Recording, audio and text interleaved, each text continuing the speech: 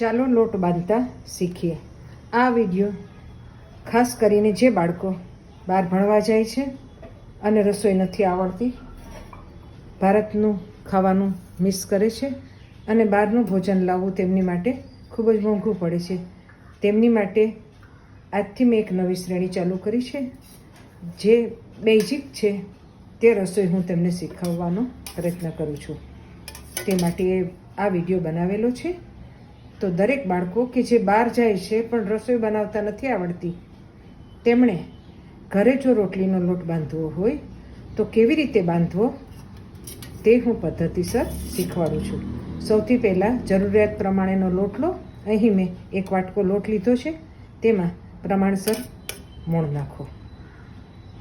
મોણ નાખ્યા બાદ લોટને બરાબર મિક્સ કરી લો. લોટ બરાબર મિક્સ થઈ જાય એટલે થોડું થોડું પાણી લઈને લોટને મિક્સ કરતા રહો.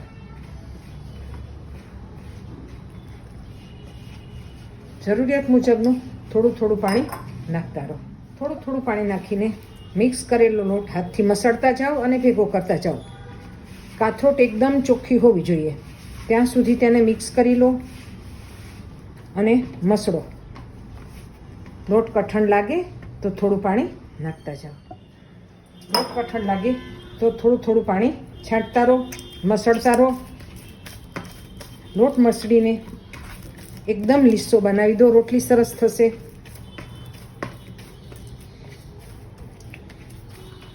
અને કાથરોટમાં ફેરવી લો. કાથરોટમાં ક્યાંય પણ લોટ ચોટેલો ના હોવો જોઈએ. ત્યારબાદ થોડું તેલ નાખીને ફરીથી લોટને કેળવી લો, એકાદી ચમચી જેટલું.